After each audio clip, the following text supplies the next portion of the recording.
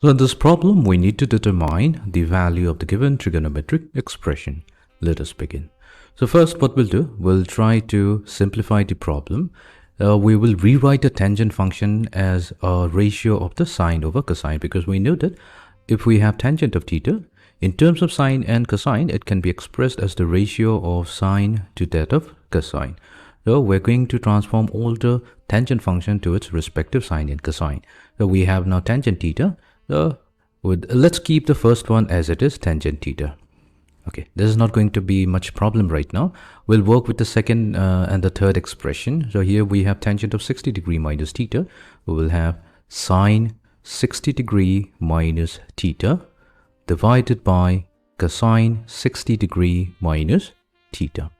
Then coming to the third one, we have tangent of 60 degree plus theta. So we can rewrite it as sine of 60 degree plus theta divided by cosine of 60 degree minus theta.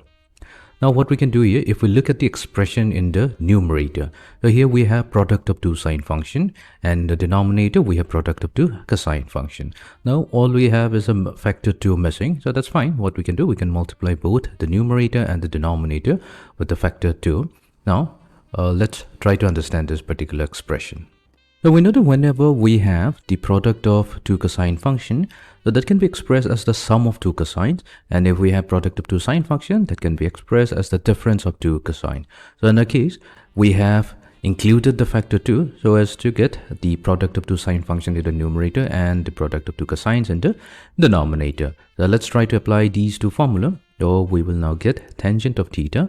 Now in the numerator, since we have product of two sine function, that would be the difference of two cosine functions. So now we have cosine of a minus b. So we will get, so let's consider 60 degree minus theta to be a. So we have 60 degree minus theta minus b. So b would be 60 degree minus theta minus cosine of, now we need to add the two angles. We have 60 degree minus theta plus 60 degree plus theta. We can do that to the denominator as well. So in the denominator, we have the product of two cosine function. It will become the sum of two cosine functions. So now we have cosine of a plus b. So that means 60 degree minus theta plus 60 degree plus theta minus cosine of, we need a minus b. So we have 60 degree minus theta minus 60 degree minus theta. Fine.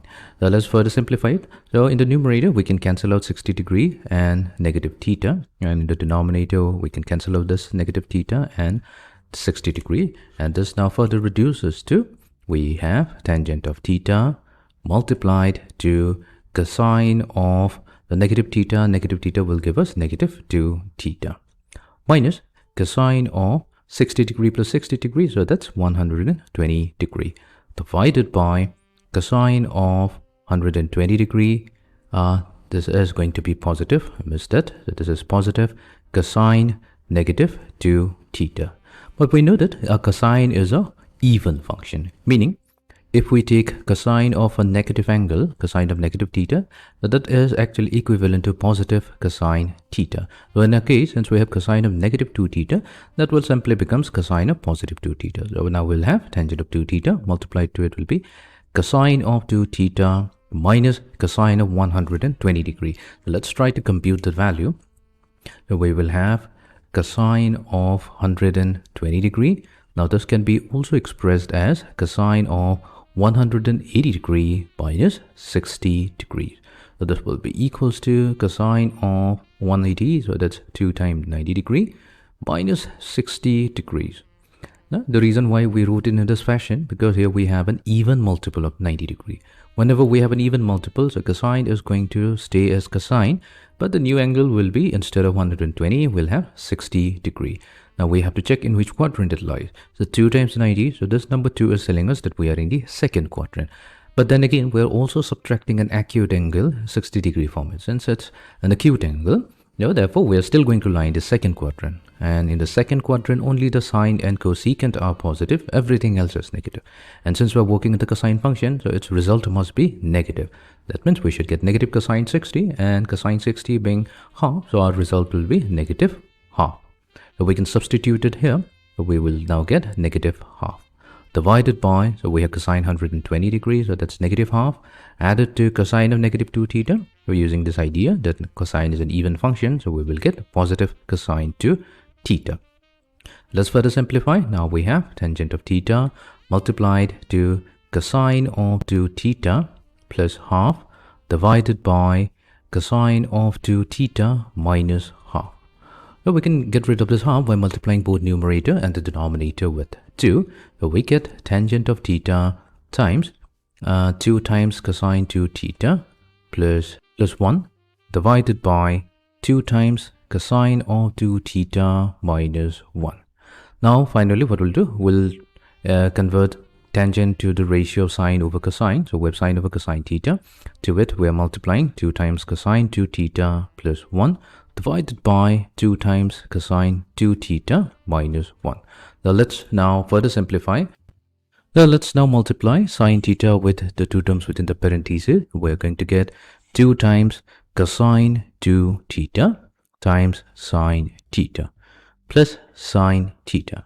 Then in the denominator we're going to have 2 times cosine 2 theta times cosine theta minus cosine theta. Now clearly we observed, if we look at the first term of the numerator as well as the first term of the denominator, that this is a product of two trig functions. Now that means we can apply the transformation formula here. Let's state the two formulas. So let's apply the transformation formula. Now the first term is going to become the difference of two sine functions. So here we have sine of 2 theta plus theta minus sine of 2 theta minus theta plus the term sine theta divided by, in the denominator we have product of two cosine function, so we will get the sum of two cosine function.